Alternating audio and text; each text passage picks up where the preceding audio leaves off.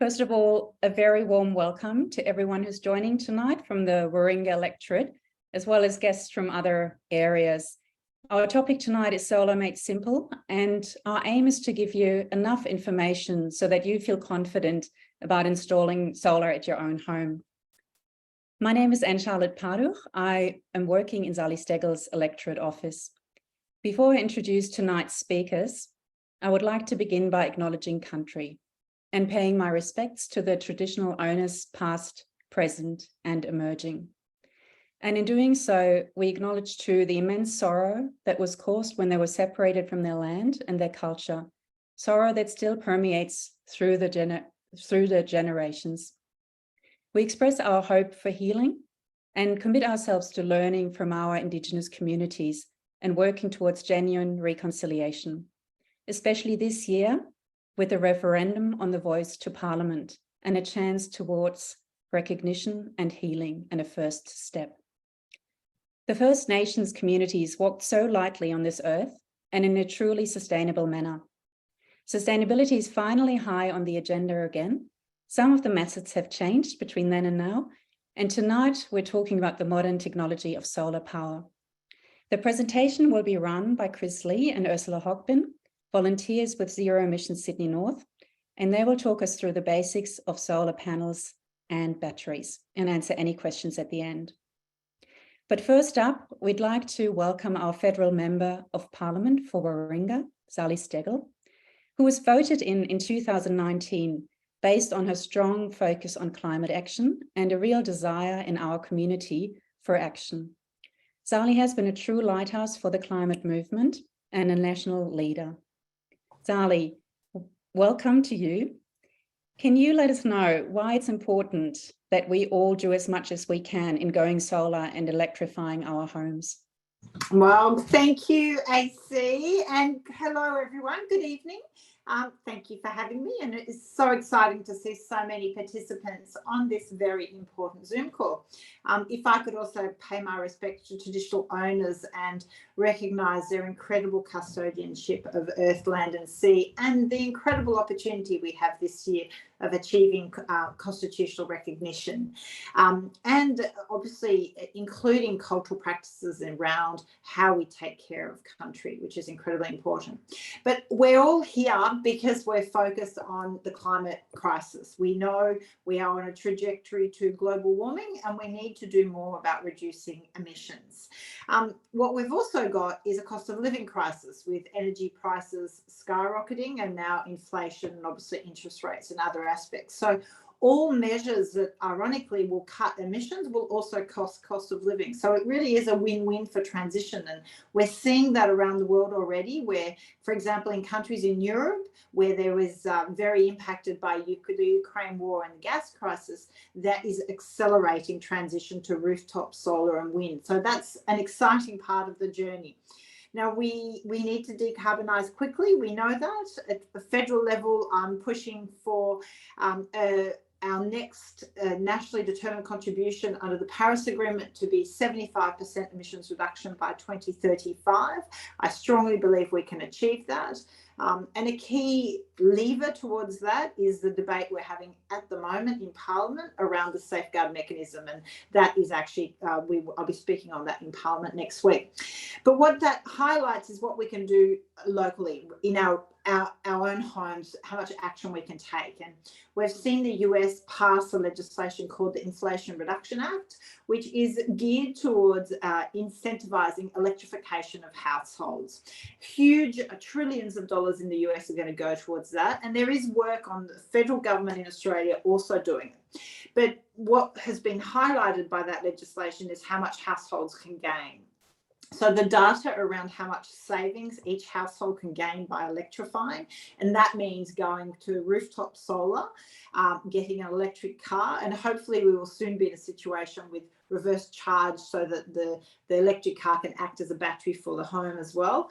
Obviously, also try to get electric batteries for storage for our homes, electric heat pumps when it comes to hot water, convection cooktops, very important as well. And really looking at resilience building in our homes when it comes to insulation. But obviously the first step for all of this is electrification and getting towards a low emission energy source. Now, the best way you can do that is by putting rooftop solar on. I've had rooftop solar for now about 3 years, and it's incredible the difference it makes. In particular, at the moment with rising energy prices, where you just don't get hit with that same price hike. I've been lucky enough to be able to have an electric vehicle as well, and as a result, I charge it during the day on weekends. Mostly we have a lot of sunshine, and so I'm finding that the fuel hikes are not hitting me as well, which really is a win-win when we really get to it. Now, we know in New South Wales and around Australia, the government's got a goal of getting to 82% renewable energy in the electricity sector by 2030. So that does mean a lot of households need to go to rooftop solar. So I think there is a great opportunity there. Now, I know everybody that's worried about environment also worries about, the amount of gas projects that get approved.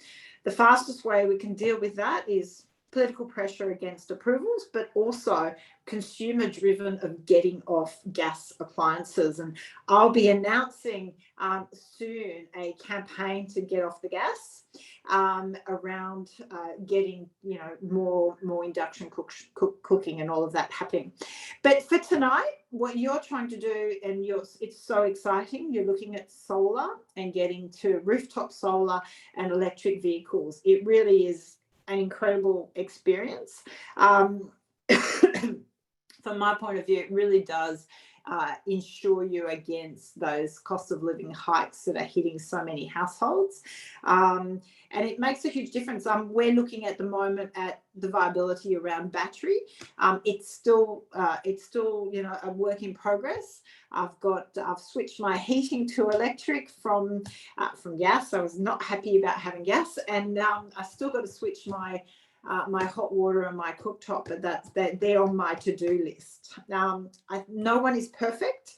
The critics often criticize people talking about climate action on the basis that you have to be perfect. You're not. This is about when you come to the end of the life cycle of an appliance, it's time to replace it with a clean, low emission option. But one thing we can all do is take that action when it comes to our energy suppliers, and that's rooftop solar or sourcing 100% renewable. Now, tonight, it's exciting to see so many of you. I'd like to thank the team at Zero Emissions Sydney North for all their incredible work. I've seen you at Mossman markets and various places over the last few months and last couple of years.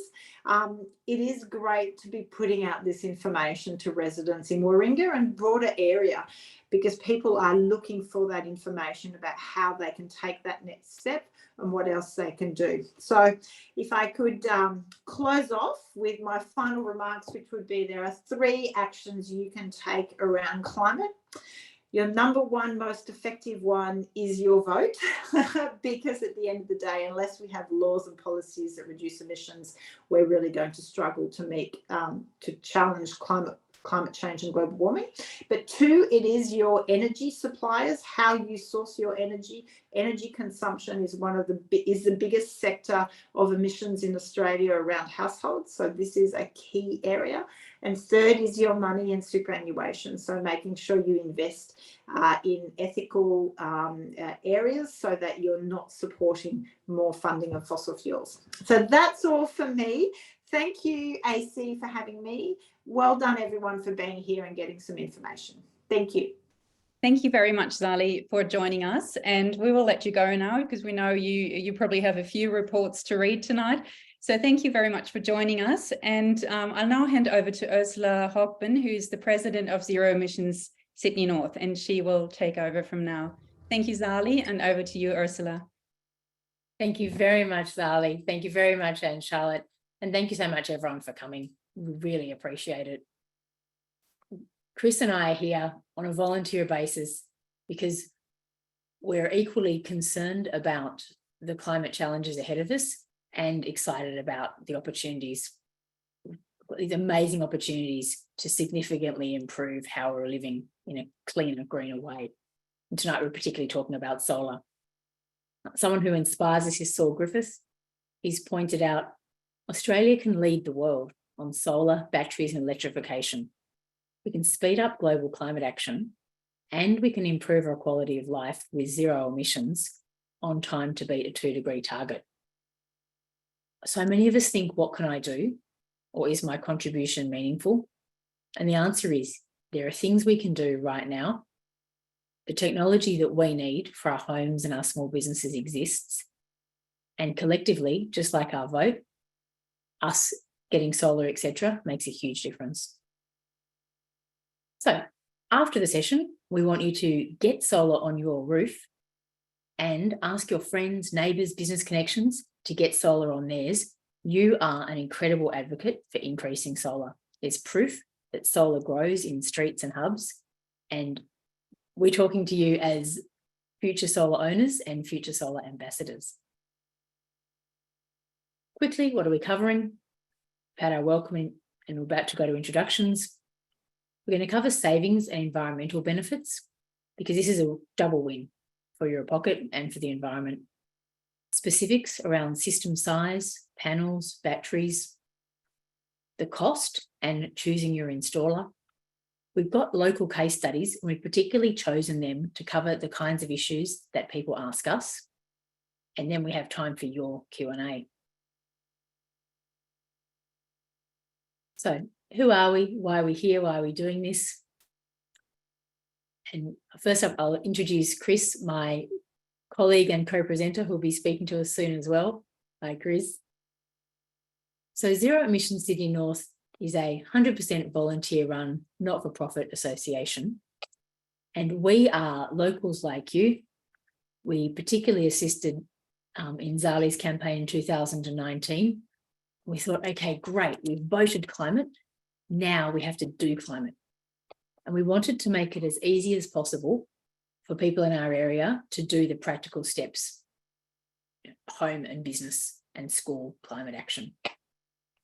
So we do sessions across the North Shore and Northern Beaches. In fact, this is our 91st event over the last few years. We're part of the National Beyond Zero Emissions Network, which is a highly regarded independent leader on climate solutions. We work with council, business, schools, groups, and we particularly focus on the big positive changes around rooftop solar, batteries, electrification, and living net zero.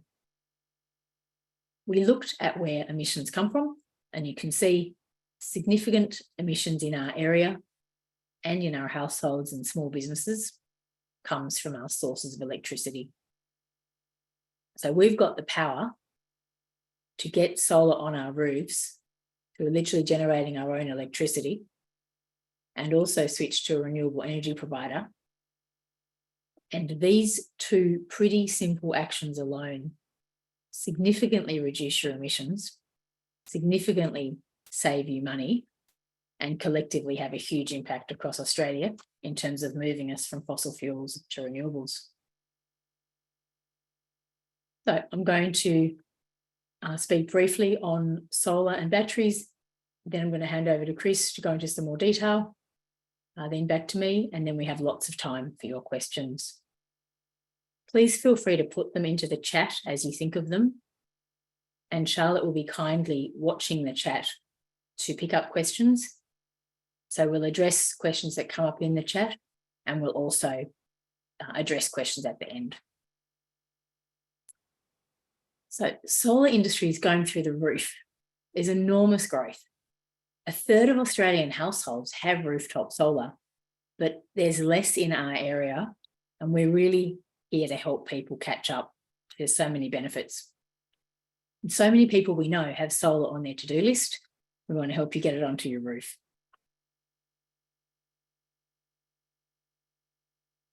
Why install solar?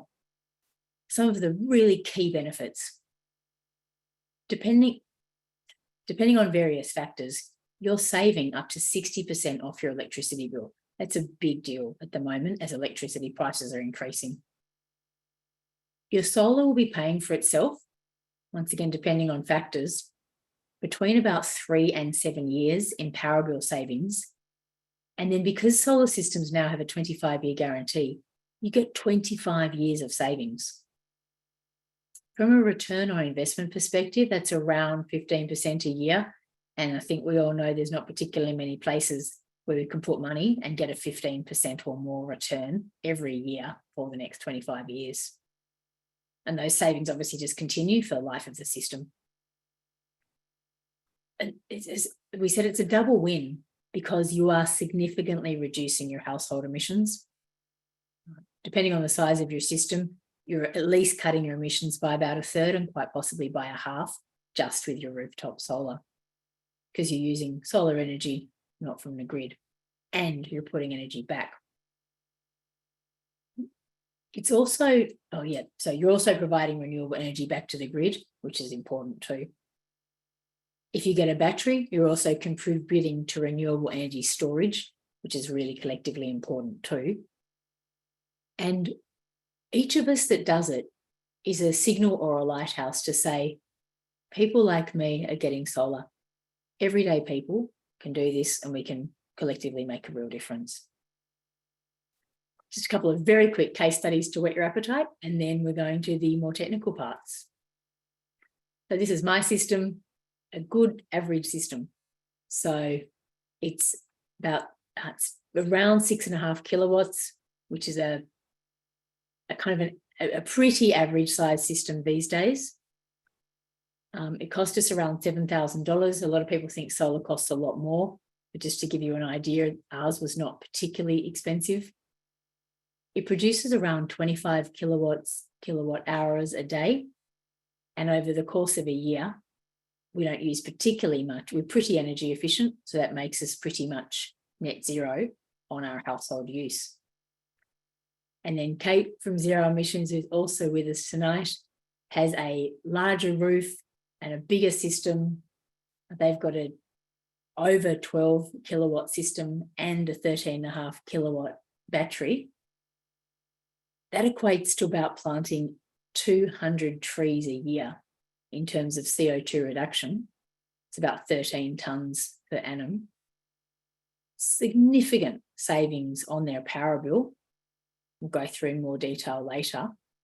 And they're actually beyond net zero because they are producing more renewable energy than they consume. So this is what we're excited about. And over to Chris for some of the technical information that will really help you actually get solar on your roof. Thanks, Ursula. And you can hear me all right? Yep, good. Okay, this slide, it's just a quick overview. You'll probably know all these things already, but very briefly, what are the components of a solar system? Well, number one, it's the panels on the roof. That's what everybody sees and what most of us spend most of our time thinking about in terms of how many, where we put them, what brand and so on. Then there's the inverter, a box, generally a box on the wall near your fuse box is best. We'll come on to that. The smart meter, many people have this already installed. We got ours installed ahead of getting the solar system. And a smart meter means it measures not only what comes in, but what goes out. And it automatically sends that information every half hour, in fact. So not only does the supplier know what's going on, but you can get information yourself from that. You may have a battery. We just got a battery. The financial arguments are different for that, but it makes a big difference to how you operate your system and how you feel about it, I can tell you. And finally, electric vehicles. Increasingly, an EV is going to be part of your home energy system in terms of storage, well, charging, storage, and later on, vehicle to grid contribution. Let's go on to the next one. Okay, what size system? Simple answer, as much as you can. I mean, traditionally, installers have said, I think the calculation they've done is roughly 1/4 of the average daily use. And the logic of that was, if you have say you use 20 kilowatt hours per day on average to the year, if you put in a 5 kilowatt system, over the course of the year, you'll generate about as much from that system as you will have consumed, which is a bit arbitrary for a number of reasons. One, you can't use all of that unless you've got a battery, but the main one is during the winter, you'll be generating less than half what you will in the summer. So it makes a lot more sense to size your system if you can for what you're going to need in the winter, when often you'll be using reverse cycle air conditioning for heating and so on. Really, I'm thinking ahead for, as Zali was saying, if you're going to be electrifying your house, getting rid of gas, that's going to increase your consumption. And if you get an EV, that's going to, as you will, most of us will, that's also going to increase it. So thinking ahead, you want to really get as much on your roof as you can. There are a couple of limits. If you've got a single phase supply, which most of us have, there's a limit of 10 kilowatts of inverter, which means you can put about 12.5 kilowatts of panels. If you've got 3-phase, like Kate has evidently on her house, you can have up to 30 kilowatts, which is massive. So yeah, as much as you can. Let's go on and see what's possible. So how much can you fit on your roof? Well, it depends obviously on the size of the roof, also on the orientation, on the shading, and let's look at each of those in turn now.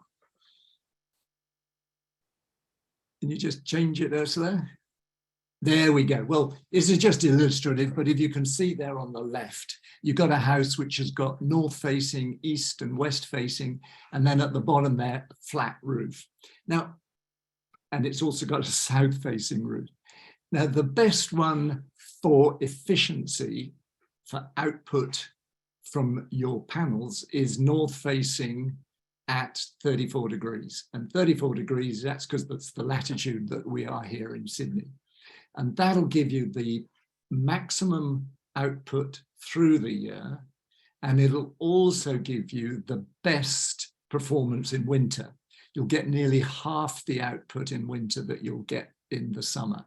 So that's ideal. But you work with what the roof you've got. Now, somebody in the questions before, when they were registering, said, I've only got an east-facing roof. Well, east-facing and west-facing are both pretty good. You'll get not quite as much during the full year, and you'll get a lower percentage in winter.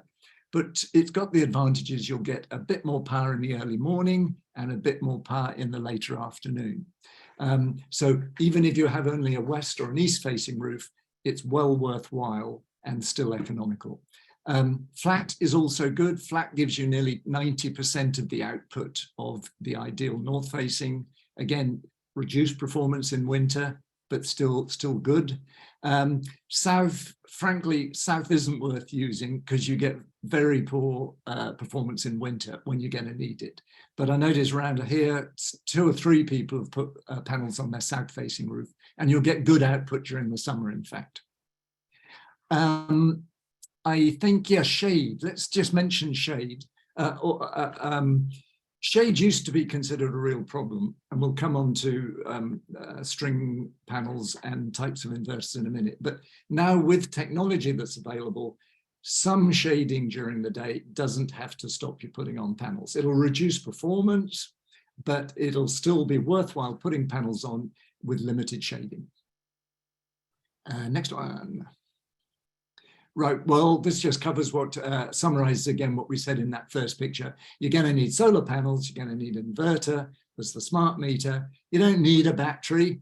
I'm a big advocate for batteries now, having just got one, and knowing how important they are in contributing to storage on the grid. And a gizmo called a consumption monitor, it should have, because that tells you how much you're using as well as what you're generating. So let's have a look at each of those in turn. Solar panels, this is probably, as I say, what most people think about initially. Just don't worry about what's happening there.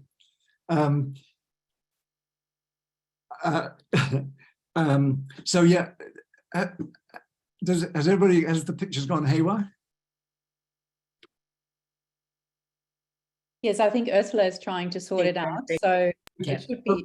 I'll just keep talking. If you want, you can make my picture big and then you can see me. Look, the solar panels, it's what, it's, I say, it's probably the first thing we think about. We hear a lot of information about different sorts of panels and different technology. Frankly, don't get hung up about panels. All panels are pretty sound. It's pretty much the same technology, except in the detail of the chemistry and to some extent the construction. Some panels cost more than others. Some panels are marginally more efficient than others. That's to say, maybe you can get one that's 22% efficient versus one that's 20.8. I mean, it's a small difference. And the main thing about panels is if you've got a good installer, they'll have the panels they usually use, and they'll probably give you a choice between a more economic panel and a more costly panel. And I mean, in our case, we chose one which just cost a little bit more because the size fitted our roof a little bit better.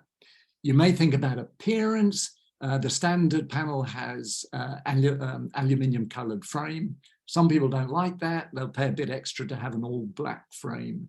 There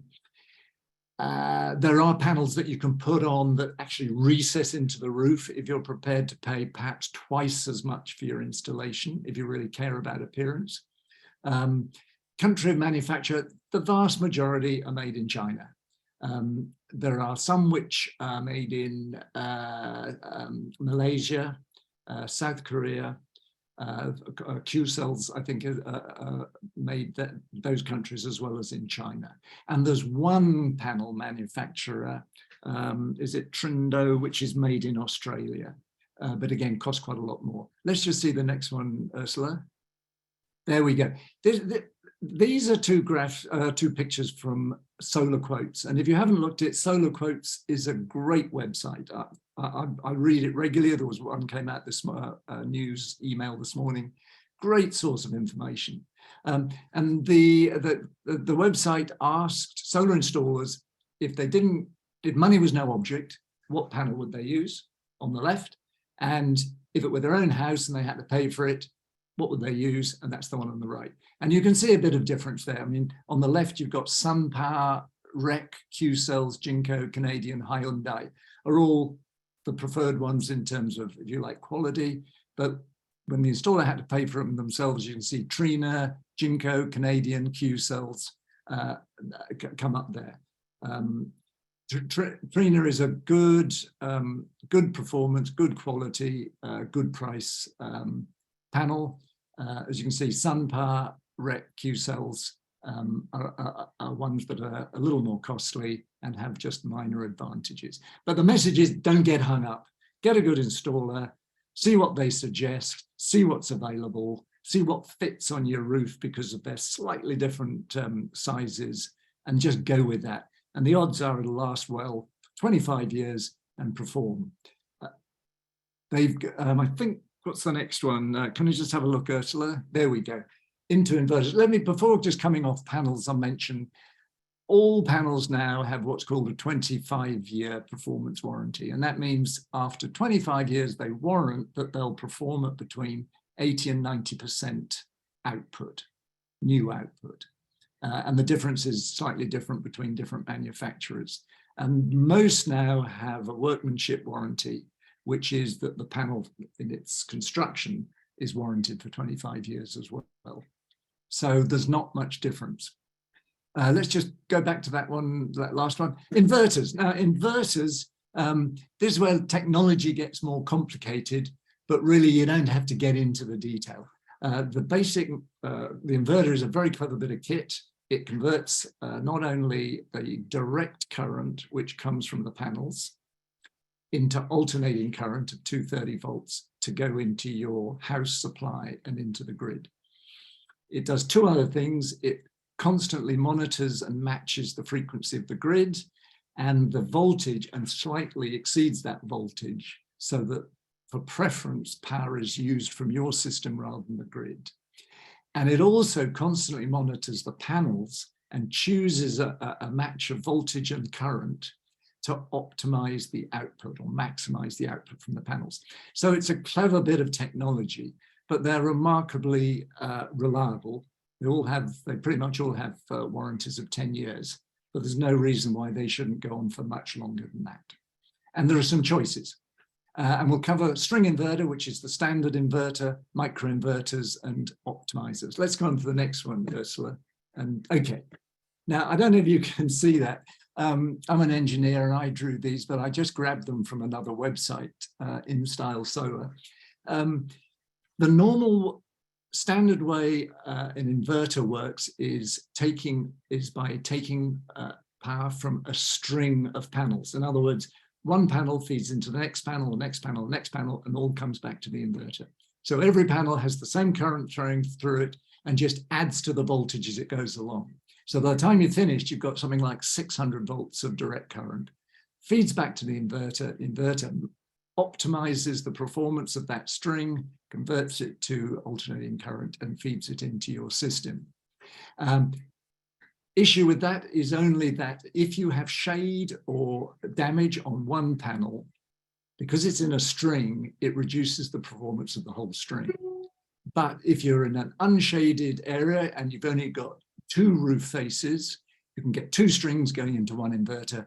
That's the basic way of running a system, and it's the cheaper way. And the second one is called optimizers. And this merely means you have still the string inverter performing pretty much the same way. But on every panel, you have a small gadget called an optimizer, which costs somewhere between $50 and $100 each. And they effectively allow the power to bypass or flow past a panel if it's performing differently from the other ones.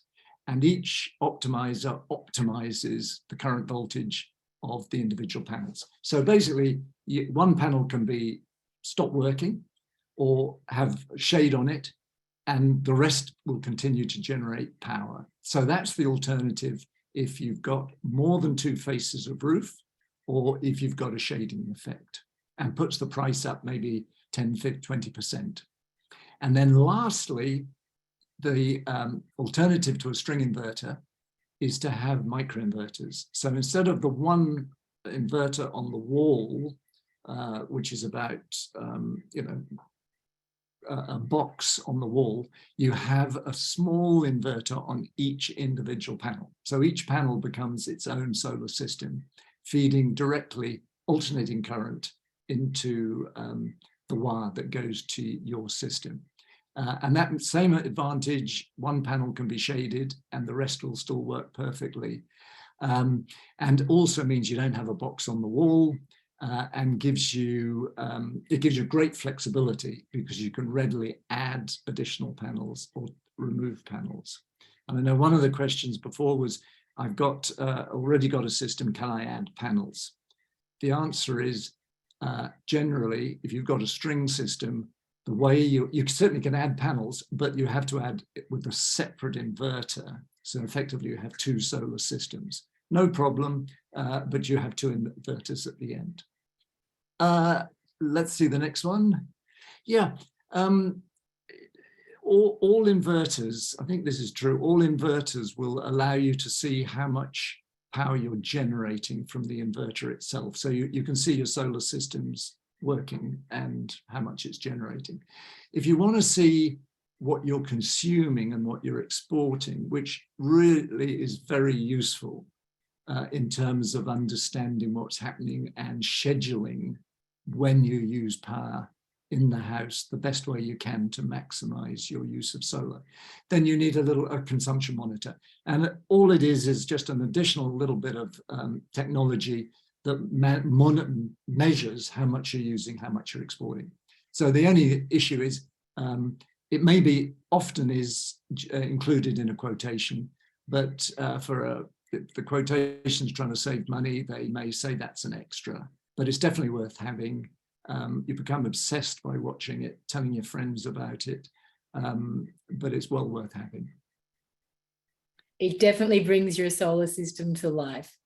Yeah, exactly. And I think the last one, oh yeah, a couple more just on cost. Look, I haven't, well, I did see somebody had quotes for less than $1,000 per kilowatt. It looked jolly, it looked rather cheap to me. And when I looked at the installers, the reviews, they were clearly the cheaper installers. You've really got to pay between 1,000 and, well, one installation I saw, one quotation was $2,000 a kilowatt. But the range 1,000 to 1,600 is a fair spread for a system that's on the simple side, just a string inverter, fairly simple installation, up to one with microinverters with multiple faces and more difficult installation. So that's about what you're looking at. So, you know, a small system, you're going to be spending something like $7,000. And yeah, people say, what about the rebates? Well, there are really good, the government help significantly us install solar. And it's about, at the moment, effectively a 30%, 25-30% support.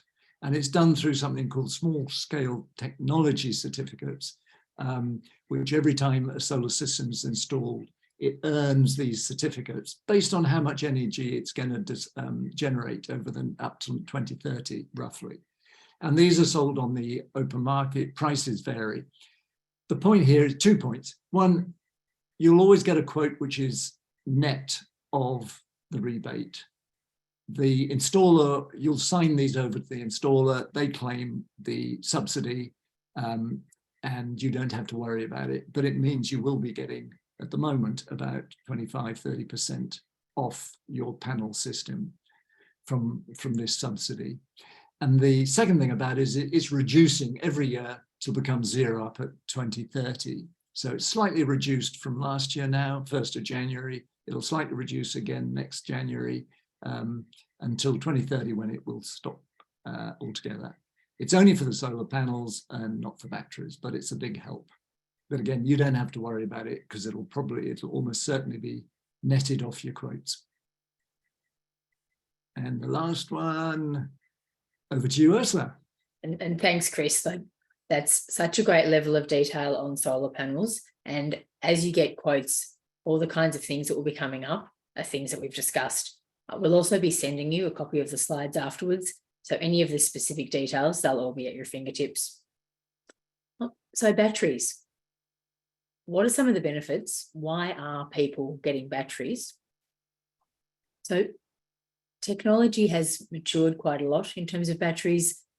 It's not like you're getting something really experimental or uncertain. Batteries are pretty sound. In terms of what does a battery actually do?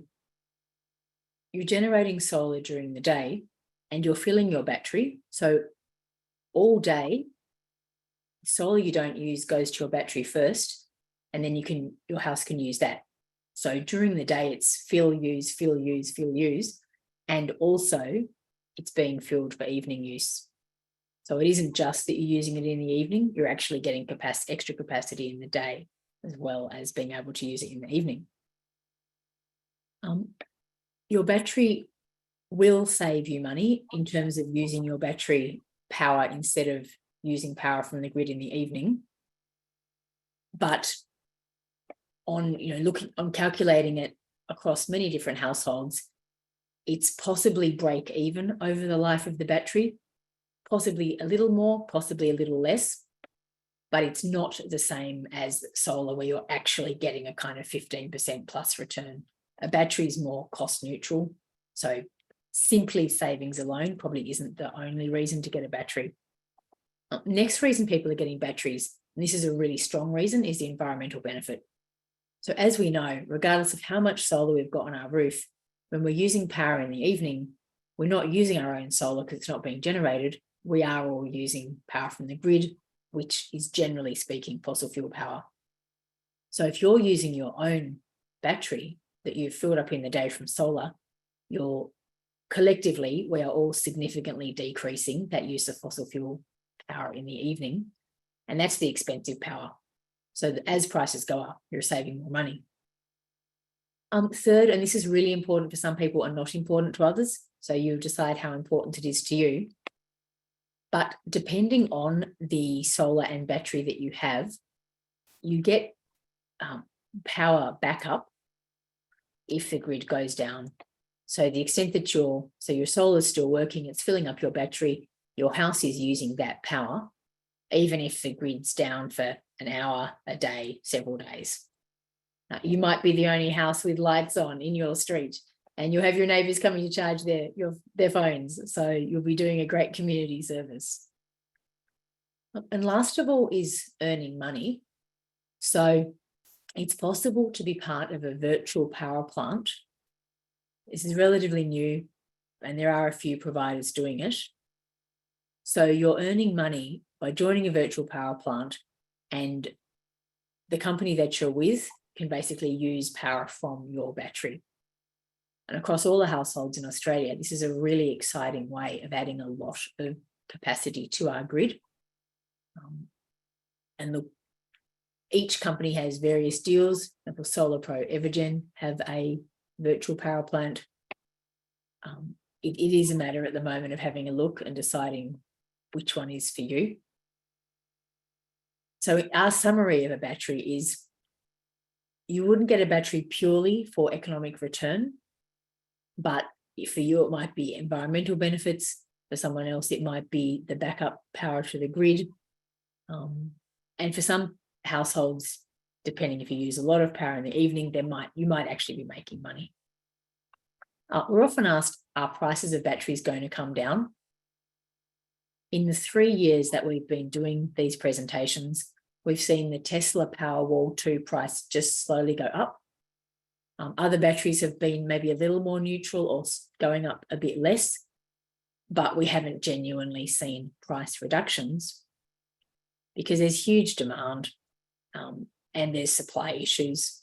So we don't see particular reason why prices will be going down. So there we are on price. So the price of your battery depends on the size of the battery, like the actual kilowatt storage. Depends on whether it does have this backup function. So if that backup function is important to you, make sure you're buying a battery with the power goes down, grid goes down, we have backup function capacity. The length of the warranty, obviously the longer the warranty, the higher the price. And is the software upgradable? For example, Tesla products are pretty famous for how upgradable their software is. It's like a battery with a computer. Excuse me. And we're seeing prices of around 1,000 to 1,500 per kilowatt hour of storage, which would make a 10 kilowatt hour battery around 10 to 15,000, for example.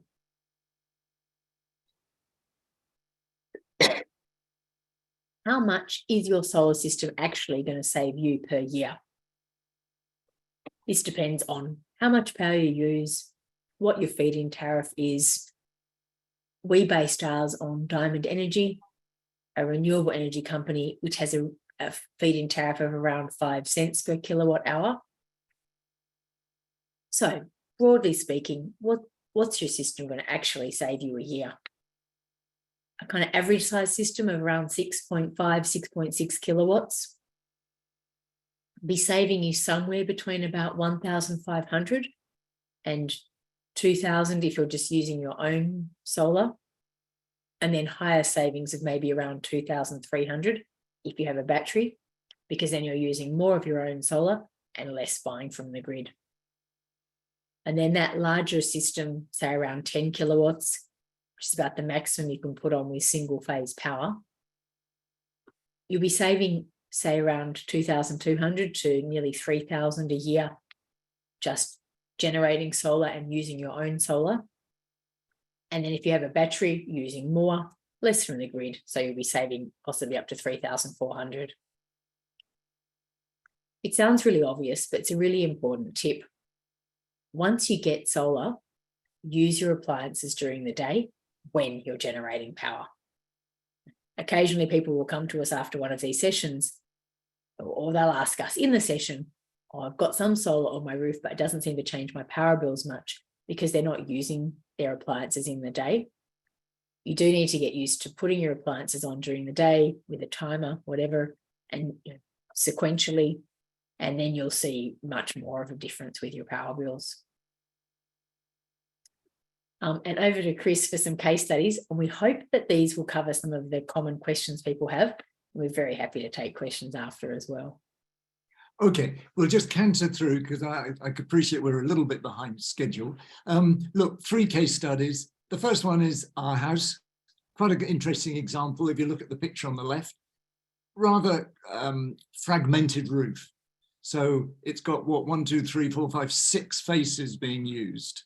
And it's on a 2-story townhouse in a strata block of 7. So because of the multiple faces, we needed to use optimizers, which generally means solar edge optimizers with a solar edge inverter, which is slightly more expensive. You can see the cost there at the upper, sort of towards the more expensive end. We got slightly better panels, Hyundai, I think I mentioned before, because they were just a better shape, 390 watt panels, and being reasonably strong or powerful, we could get a bit more on the roof. Just to mention a couple of things about strata. Putting panels on a strata townhouse block is not particularly difficult. We actually did it by changing the definition of small, small renovations, so that we had to pass a bylaw, but it was pretty easy to do that. And then solar is now classified as minor, and the strata committee can approve it as they can hot water heat pumps, reverse cycle aircon. So that's probably a neat way of doing it. If you're in a block of apartments, it really does get more complicated. But there are ways to do it, but you need to be a champion for it, and you have to follow through persistently to get it to happen, but it's quite possible. Yeah, next one, let's see. And we've already, oh, look, I wanted to put this on to illustrate 2 important things. If you look at the graph on the top right, 6,580 kilowatt hours per year, but you can see in summer in the middle, it's less than half what it is in the good months of January, and 2022, October was a particularly good month. So seasons, big difference in season. Think about what you want in winter. And then the 2 bottom graphs again show summer and winter. The amount of that you're getting at peak and the amount you're getting during the day in summer, a sunny summer day compared with a sunny winter day. And just a small thing there, we got quite a few east-west panels, so you can see that this sort of broadens out the shape of that, gives you a bit more in the evening and early morning and in the later afternoon. And the next one we'll skip over pretty quick. We've already mentioned this is Kate's. Key feature of this, flat roof. On the very left there, that was solar heating for a swimming pool, which she wanted to keep, but she's got, you see, a load of panels, all flat, really crammed onto the roof. Good performance, probably 90% of if it were north facing at 34 degrees.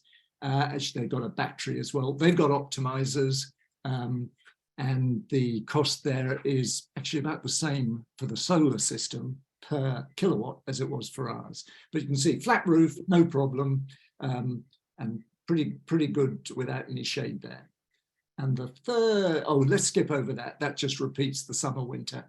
And Ursula mentioned her own house. Interesting here. Look, she's got super north and actually east and west roofs that she would be lovely to put panels on.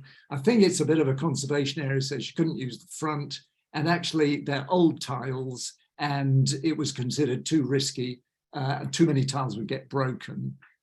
So they've also had this nice east-west facing Hellebond roof at the back and got a good size system there, 6.3 kilowatts and economical because it was easy to access, and I think it's just a string system, isn't it, Ursula? Yeah. So there you got sort of. Don't let our terracotta tiles are 100 years old, so it's completely possible to put solar on a normal terracotta roof. It's just ours happened to be particularly old. That's the only issue that we had. Yeah, so let me just counter through quickly. Most people, certainly around Mossman, seem to have terracotta roofs. Pity, because ColourBond metal sheeting is so much more efficient. But that is what most solar systems are designed to cope with. You get little brackets that go under the tiles. Solar installers now do a good job. They'll break some tiles, you need some spares, and they just replace them as they do it. ColourBond is easier, the brackets are slightly different. You can do concrete tiles, are also no problem. They just slide the tiles up to reach the rafters. And you can do them on slate roofs as well, though it takes a rather specialized or installer to make sure they don't damage them. Okay, and then I think that's it for me, isn't it? Yeah, over to you. Thank you, Chris. So a key question we get asked is which solar installer? Here's some key points. A good solar installers are Clean Energy Council approved, and they actually have the accreditation of Clean Energy Council retailer rather than just Clean Energy Council installer. And you can ask them and you can check the Clean Energy website yourself. You're also looking for a long-standing business because this system and this warranty is 25 years. So you really want to be confident that the company is going to be around for the long term to be able to do the occasional check, answer the occasional question, and do anything related to the warranty.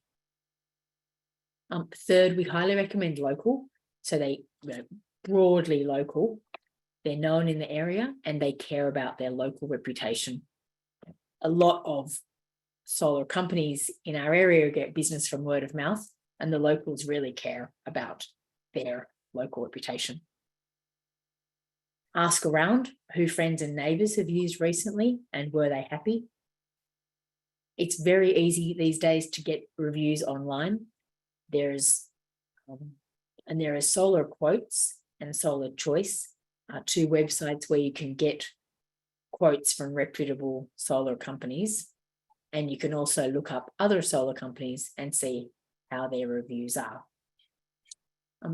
Because this question comes up so much, we did a lot of research in who is good in this area. And I'll just note briefly that one company that stood out for us was Solar Pro. We spoke to over 60 installers. We met quite a few. We spoke to their clients. We reviewed them online. We even did mystery shopping in terms of getting installation done. So if you're getting a quote in this area, consider Solar Pro as one of them. And by all means, get more quotes than that as well. Finance, how are you going to pay for this? There's 6 main ways people pay in terms of what might be right for you. A lot of people simply pay upfront. They take the money out of their mortgage, or they just happen to have the cash. And now you've seen the prices, you'll know if that's possible for you. Second is green loans. They're a really low rate personal loan from your bank or from your mortgage provider. Or it's possible to get a $0 upfront green loan through your solar installer now. So you can ask about that. Third, you can simply add the cost to your mortgage if you want to increase the size of your mortgage. That means obviously you're paying mortgage interest rates, not necessarily economical, but it is another option. Fourth is what's called rent to own solar leasing. So the leasing company owns your solar system until you fully pay for it. This is particularly more common under commercial large-scale arrays rather than residential. Fifth, there's a power purchase agreement where you have the system installed up front for no cost, and then you're paying the solar company for the electricity that the system generates. You do have to buy a set minimum. You could potentially be paying for energy you don't need, but it is another way of doing it without having that upfront cost. And then number 6 is just a standard personal loan. but these do tend to have higher interest rates than the options we've suggested above. But because of we've discussed, your return on investment is around 15% a year. Solar is attractive regardless of how you finance it. What are our next steps? 3 main steps. I hope we've given you the confidence to pick up the phone or jump online and organise at least 2 or 3 quotes. You can compare the system size they recommend, the installation they recommend, and you can compare the price. Second, one thing that we're so glad to be able to offer, thanks to Chris, contact us if you want to discuss your quotes. Chris does a marvellous service. He'll look at your quotes, he'll look up your house online, and he'll give his very educated and completely independent opinion. And third, choose your system, pay your deposit, get it installed. From choice to deposit to installation should be between paying your deposit installation, you're looking at 3 to 6 weeks, which we think is really exciting. You could have solar on your roof by April or May. When on installation day, generally speaking, you're looking at 1 day with maybe 3 installers on site. They come, they get it done. There will be some questions here and there, so I recommend someone being at home if they can, including where the inverter goes. It's a one-off day and you've got the system for a long time, so if you can be home, it's pretty helpful. We're going to touch on a couple more final points. We're due to finish at 8, then there's 15 minutes allotted for questions. So I'll just finish up and then we'll go to the 15 minutes of questions. Just a couple more things that you can do, including if you're sitting in our audience tonight thinking, I can't actually get solar. All of us, whether we can get solar or not, can switch to a renewable energy company. Given that 50% of our emissions are from the fossil fuel power we pay for, it's so exciting now that there are quite a few renewable energy company options.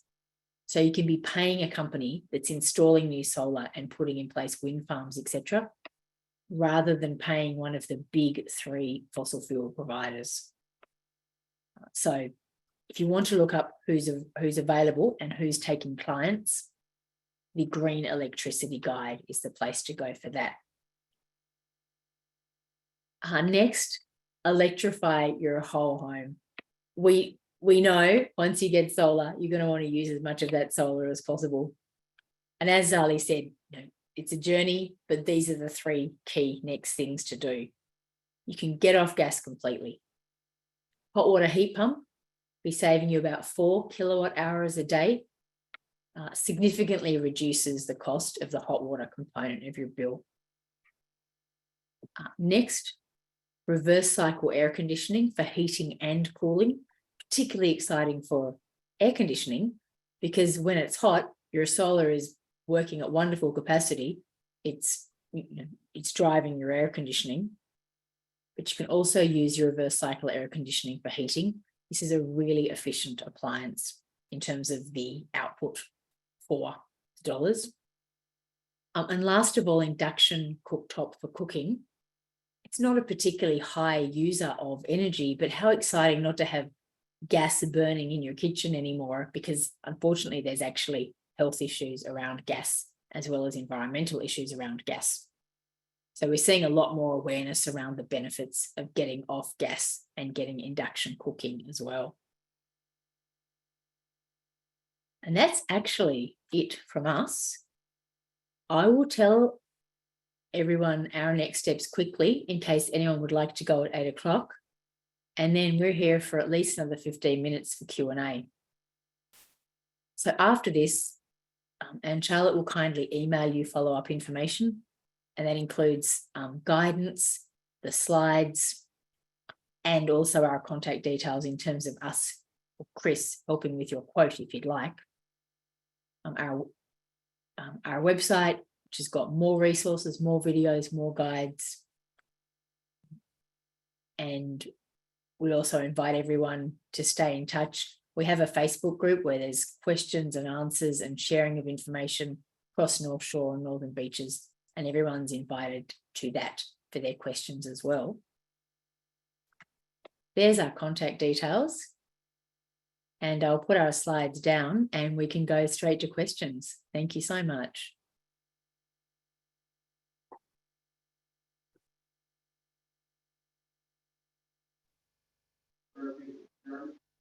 And Charlotte, we're in your hands now too. If you would like to go through the questions that have come through on the chat, or if we should go to live questions, whatever you prefer.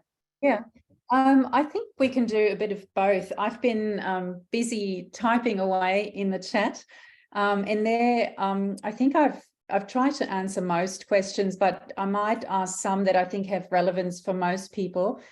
So one question came in: how do installers assess your roof?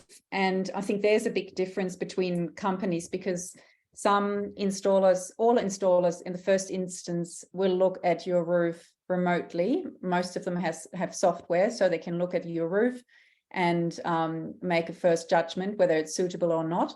And then the good local installers will offer a free home visit and come to your place and look at it. Whereas others that are more, churning out mass products, they will not come to your property until it's the day of the installation. And sometimes there are problems because no one has actually been to your property. Chris, do you have anything to add to that about how important it is to have someone to come to your house to discuss the setup? No, I think your point is good. If it's a straightforward roof, they can look at Google Street View to see how the house looks like. They get a very good assessment looking at the roof. If it's a simple roof, really, it's not necessary. These guys are really busy. They're getting, people ask for multiple quotes. So they're only getting maybe 1 in 4 of what they're quoting for. So if you indicate that you're likely to go with these guys, then they will generally come, yeah. But I wouldn't get too hung up on it. Yeah, thank you. There was just a question that came in, whether there's further government support for the cost, and maybe with upcoming state elections. I might jump in there as well. And so at the moment, the New South Wales government has only extra rebates on top of the federal rebates for some particular areas and some postcodes. It's nothing available in Sydney, as far as I know, and the ones that are available are tied to a certain income. But there's talk about changing that with a state election, depending on who comes in, and some of the candidates are suggesting, for example, a zero upfront loan financed by the government for everyone, and possibly other rebates. Ursula and Chris, do you have any further information on any support? I was only going to say there was somebody on the questions that came in beforehand saying they'd be very happy to share their experience on the green loan, zero upfront. So if you get that name, people could speak to them. But otherwise, Ursula, what do you know? Oh, just that there are a number of companies, including a company called Bright, that are offering low or zero interest loans, and also some of the banks. But like you, we hope that there's more support from the government as well. But many solar installers will offer the zero upfront loans, and usually you will never be out of pocket, because you pay back your loan with the energy savings that you make straight from that first year.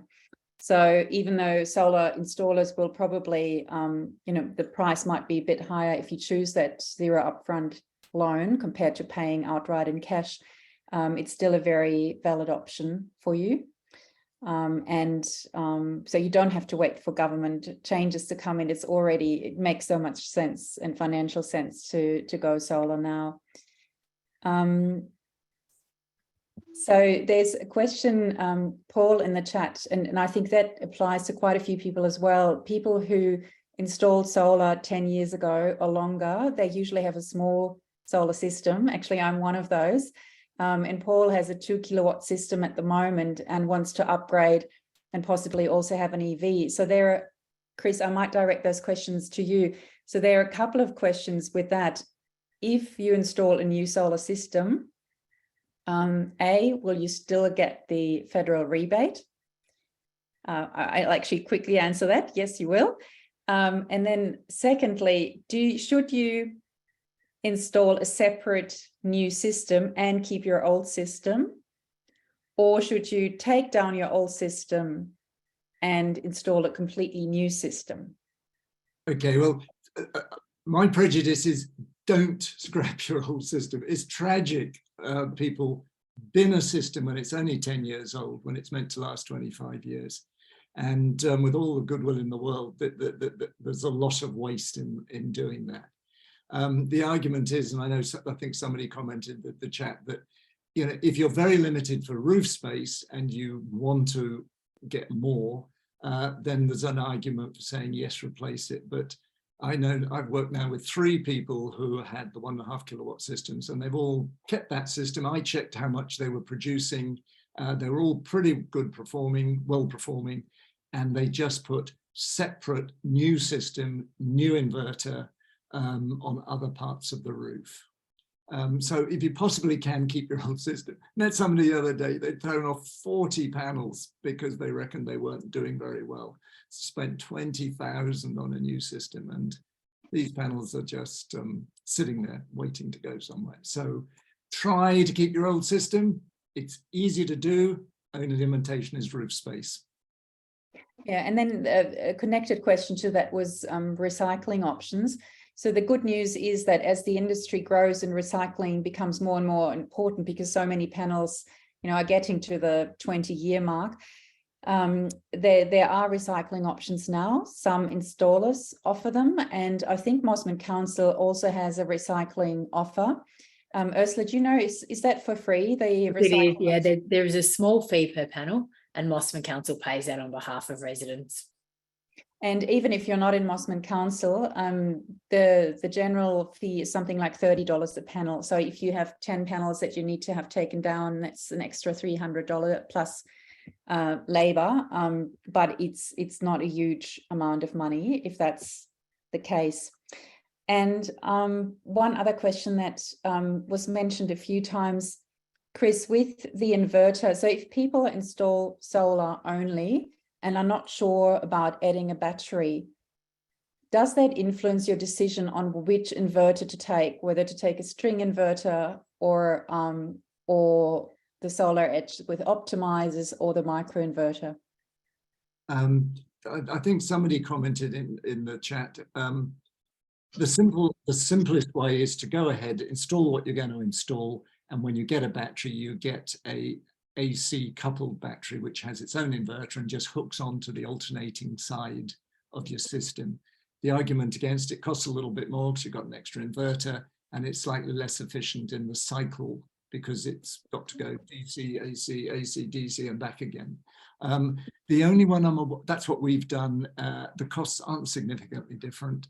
The Solar Edge inverter, which is technically a string inverter, but you can use optimizers with it, allows you to put a DC Solar Edge battery on the DC side of the Solar Edge inverter. So I guess if you were thinking that way and you wanted to have that sort of setup, you could do, but most people, because they put their batteries in afterwards, just go for an AC coupled battery, and most of them are. Sonnen, Alpha, Tesla are all AC coupled as far as I know.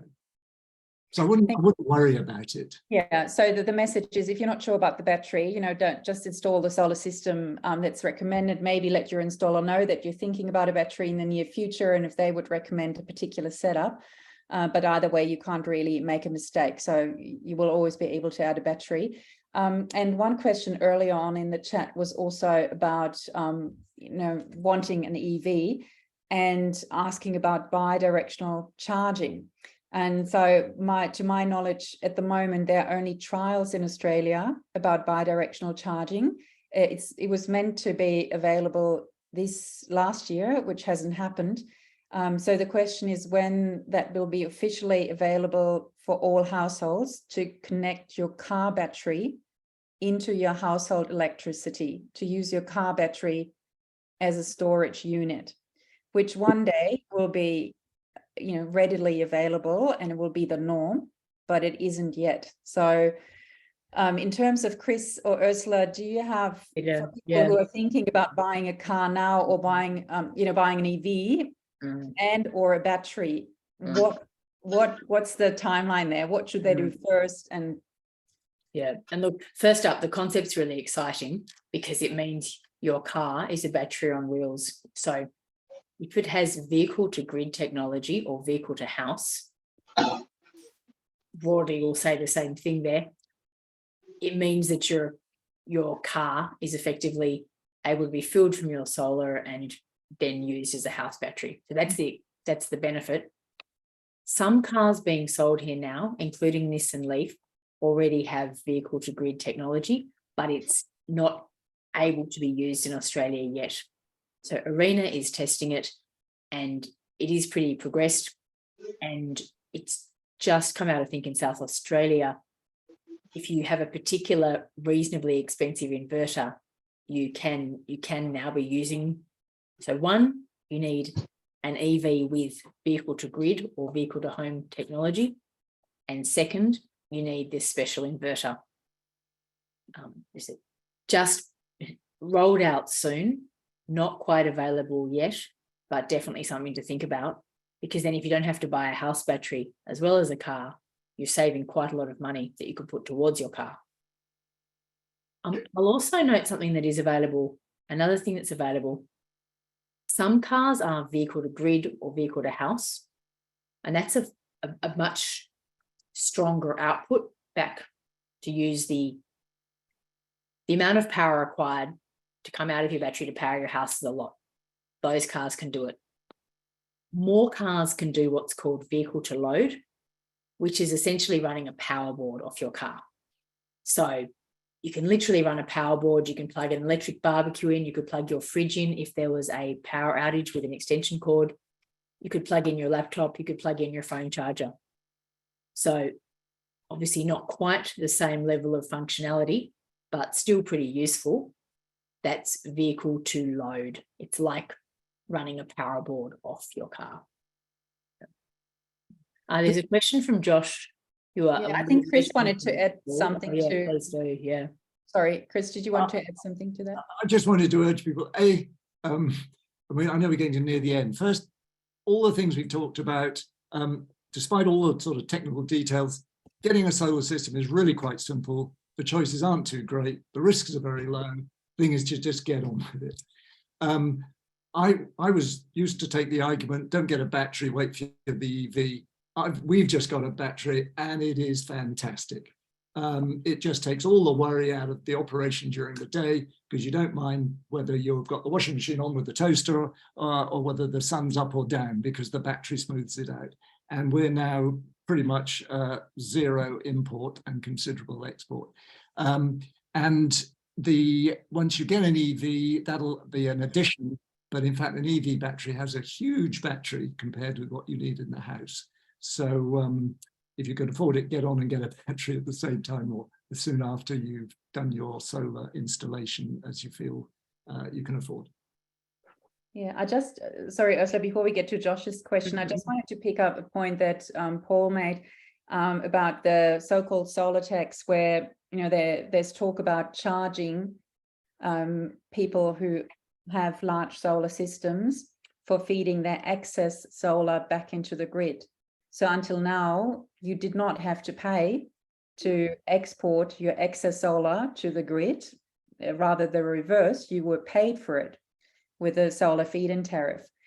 What many state governments are now discussing is charging some household solar owners who've got a very large system, and if they export during usually sort of lunchtime, early afternoon, when there's a lot of solar, if they export above a certain level during that time, they will be charged a little bit. And it's really, we're talking 1 or 2 cents per kilowatt hour during that time. But they will still be paid at other times when they discharge into the grid in the late afternoon or during the morning. So in actual effect, most household owners are not going to be significantly or not much affected by it at all.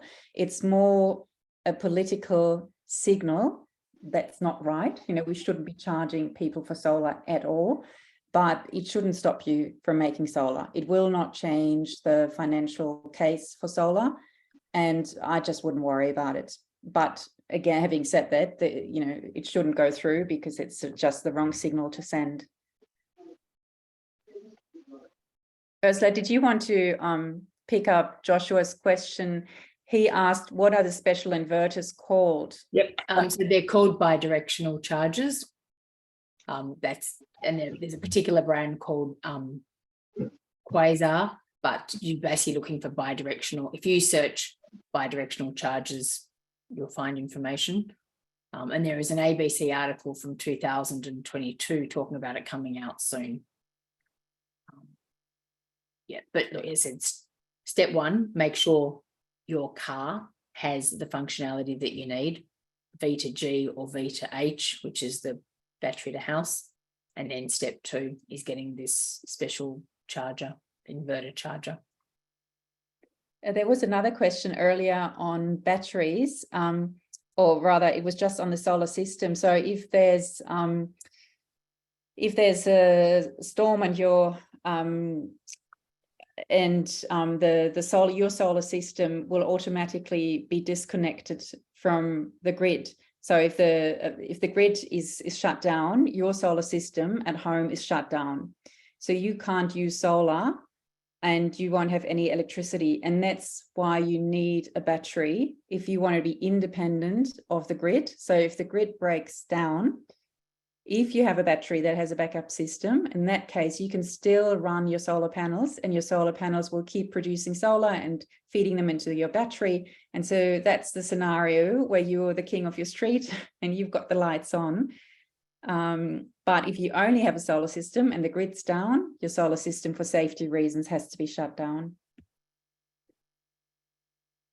Are there any other questions, or one question earlier on that also there might be some confusion around the one phase and three phase, Chris, when you were saying that older houses generally that have a one phase electricity system, can you just explain what that means and whether it's a limiting factor and how much it is to upgrade to a three phase system? Yeah, I mean, single phase is basically what comes out of the sockets in your house. And it means you've got two wires running to your supply. So you can look in the street, you've got two wires coming from the cables over the street. You'll see on the street, there's three big wires and one other wire. The three wires are three phases. Your house, the single phase, will just connect to one of the supply wires and a common return. The difference is three phase can carry more power, and because that's why the distributors say you can have a bigger solar system if you've got three phase. Most houses, I mean, ours has got 60 amp supply. Most houses, what single phase is adequate, perfectly adequate. And most times, if you've got an EV, the economical way to charge is slowly anyway. So you'll probably be all right. The sort of cost to upgrade depends on the wiring requirement and whether you need a new post in your property to bring in the three supply wires, and it can cost anything from about $1,000 to $5,000. Okay, so it could be substantial costs then, depending on your situation. But good to know that most houses don't need that upgrade. Yeah, so just reading Ruth's comment that she feels more confident but is a bit worried about her old leaky concrete roof. and maybe for some of us we have to, next step before going solar is to replace your roof and repair your roof and then install solar. And certainly Chris would be glad to talk to you, Ruth, about good options for your roof.